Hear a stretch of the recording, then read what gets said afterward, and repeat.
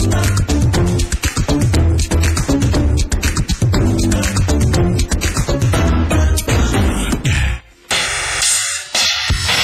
short drive from Sydney, down winding roads and scenic country, brings you to the famed Hunter Valley, home to some of the biggest names in Aussie wines. I soon discovered that juicy wines aside, the Hunter has quite a few surprises to offer. An abundance of olive groves, gourmet restaurants, and even resorts attached to the many wineries. Small wonder it has a strong presence on the tourism map. Philip Healy, exuding charm, wit, and loads of attitude, was a man with a mission. Totally passionate about wine, especially the Shiraz, which he absolutely insisted was the best when from the Hunter. Shiraz grape has a different type of leaf, and the fruit is obviously a red colour when it's come through its ripening process. But essentially there's 4 seasons within a vineyard. You have the time when you're actually picking the grapes, which here in Australia is sort of the January, February time. Okay. Come winter time, we'll cut off all these canes here and come back to about there on both sides. All right. And there's nothing left. And then what happens is in September we have what's called budburst. Okay. And budburst is where out of these little canes here, and where you see this coming out now, little tiny shoots will come through, and it's like a fine frond, but what it is the flower. And you start to see those flowers developing into the fruit itself, and by January it's ready to harvest.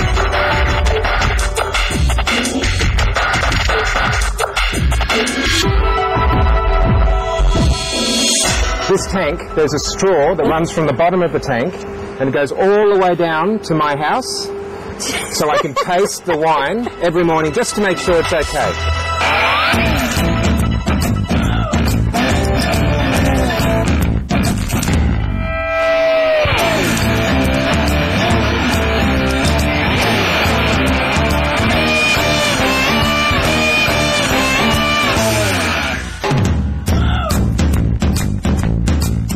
Right, let's do some wine tasting.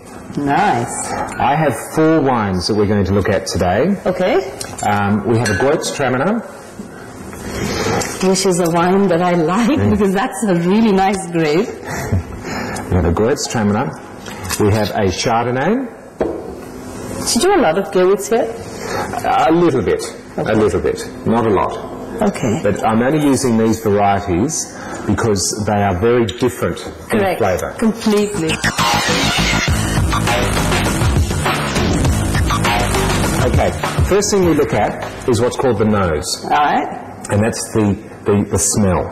Okay, so to smell a wine, you don't just go and smell the wine like so. You have to put it on the table. Don't try and do it in the air because you'll spill it everywhere, unless you're very, very practiced. Do it on the table and then have a big Are you guys watching him doing it on the table? Yes. Are you?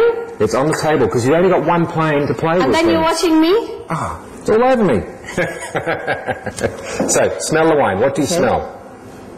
Oh, I can smell lychee. Oh, this is so brilliant. It's very interesting though. People say lychee, they say passion fruit, they say grassy smells. Can I say lychee hasn't been put into it. It is the natural smells that come from the fruit from the vineyard.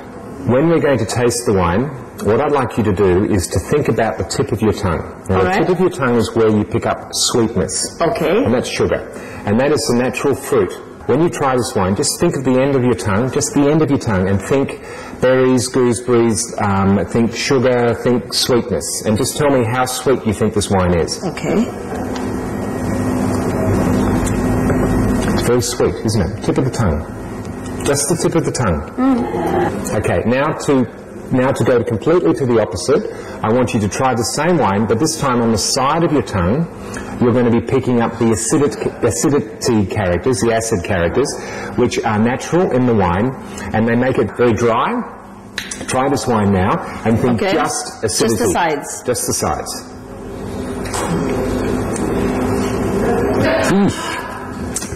It's like, now the third thing we do here is you then taste this wine, and is it more sweet, is it more acidic, or is it in balance between the two?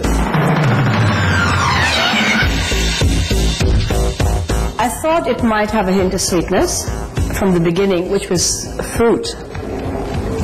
But it's a wine that's fairly dry. It's got a lot of acid, but it's in fair balance. Good.